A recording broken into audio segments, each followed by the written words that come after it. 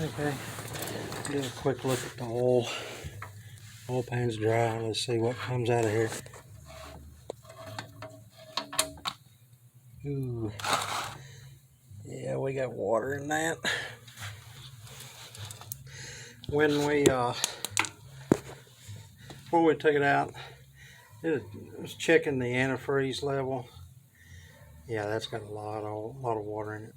Well, it's got fluid in it. Anyway, there was oil floating in the antifreeze top. Stuck your finger in it, pulled it back out. It had a coat of oil on it.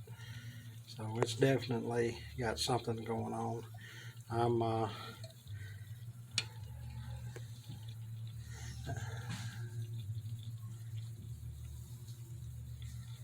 not